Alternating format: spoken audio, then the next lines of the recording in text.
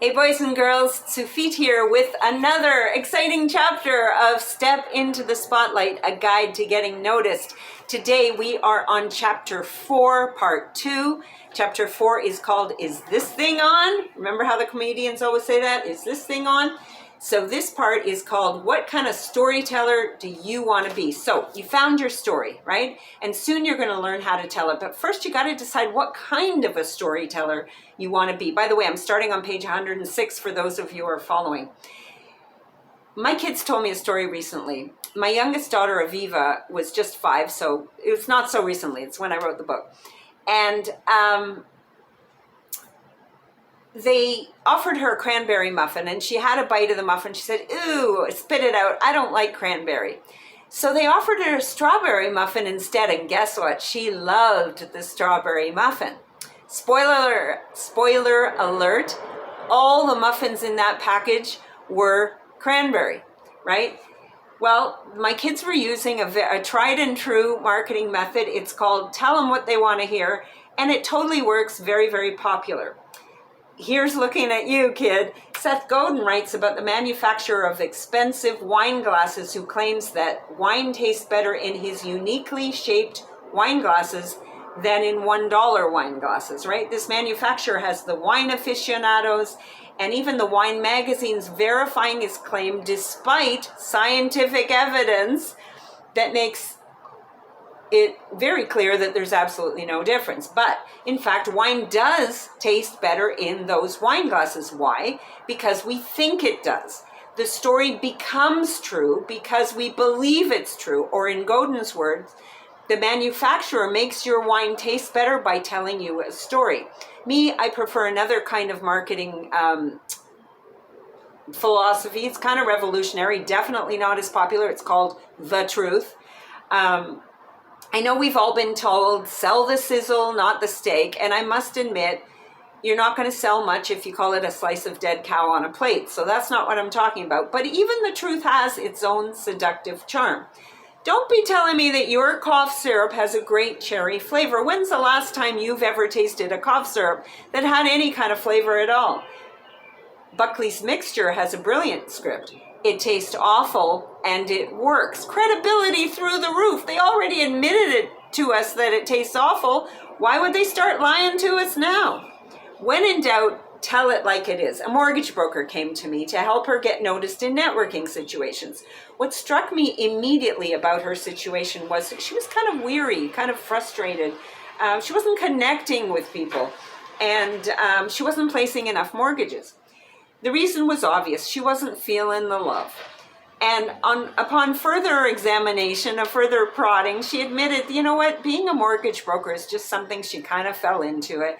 It wasn't like her first love. It wasn't something she really wanted to do, but she insisted that she had to make this work. So next morning, I woke up 6:10 a.m. and it hit me like a ton of bricks. When in doubt, tell the truth. So I wrote her the following 30-second infomercial. I didn't become a mortgage broker because I love mortgages. Who loves mortgages? What I love is people and shopping. I'm Josephine Blow, not her real name. I became a mortgage broker because I love shopping and getting the best deal.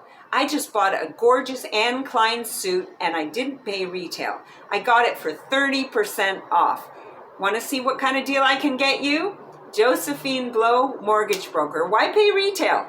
So that was the 30 seconds. And you know what? It got people. Why? Because it was the truth. Now, it's not Shakespeare, but it's the kind of thing that will be very comfortable for her to deliver. And even the Anne Klein suit part was real. It was all real, which I suggested she return because it made her look like a boring mortgage broker, but whatever.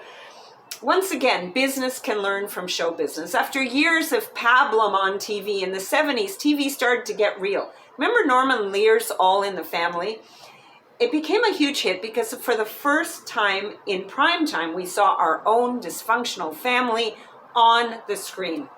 We saw that we weren't alone, that somebody else's father called his wife a dingbat, that somebody else's son-in-law was a meathead or got called a meathead, and somebody else wasn't allowed to sit in the father's chair, and somebody else was a bigot, right? The way Archie Bunker was. Henry Beckwith, in his wonderful book, Selling the Invisible, demonstrates why we should show our warts. He tells of a study at a state university in which researchers made up two fictitious job candidates, right? With identical resumes. The letters of reference, identical, right? Except for one line. It said, sometimes John can be difficult to get along with. Most people would be very surprised to hear that the candidate that the directors most wanted to interview was sometimes difficult to get along with John. And I'm not surprised. Why? John's letter was perceived as more credible than an all glowing reference. I get my testimonial letters from clients by having clients repeat what they burst out spontaneously. Tsufit, you're brilliant, you're awesome. And I get them to say it into a tape recorder. Once the tape is rolling, they sometimes joke and they add that I'm bossy, or they say that I'm annoying, or whatever it is, right? I love that. I keep it in, baby, because it makes people believe the compliments, right? Because they're also admitting that I'm a little bit annoying or a little bit bossy, right? The prospects will know that my client is giving them the straight goods. Years after All in the Family, show business again broke new ground with reality TV shows, although how real they are is definitely up for debate. Actually, probably not anymore. They're not real. But the point is that we're hungry for something more than what the old breach of contract legal cases used to call puffery. A bunch of hot air about how great your product is. The truth. What a concept. Who knew? Now, you also have other decisions to make. Would you rather be loved or feared? In A Bronx Tale, Chaz Palminteri's character was asked, is it better to be loved or feared? His persona as a local mafia chief called for him to be feared rather than loved. Now, if Chaz were playing Grandpa Walton or Smokey the Bear, the answer might have been different. But ask yourself, what role do you want to play in the marketplace? And how do you want your audience to regard you? What do you want them to think about you? What do you want them to feel about you? What do you want your brand to be? Al Pacino is not looking for his audience to pal up to him the way Richard Simmons was when he was alive, right? I wouldn't shake my booty to the Dancing with the Oldies with Al Pacino any more than I'd be shaking in my boots watching Richard Simmons in Scarface. It doesn't make sense. Different personas, different markets. When I give seminars on your 30 seconds of fame, how to do a sparkling 30-second infomercial, I get the participants to stand up, do their regular intro, right? I assign each of them a number, and after we've been around the room, I call people up by number and I ask the rest of the people in the room what they remember about them. Do they know this person's name? Do they know what this person does for a living? Do they remember this person's business? What else do they remember? It's surprising how little they remember about the person's name or their business or whatever, but you know what they do remember?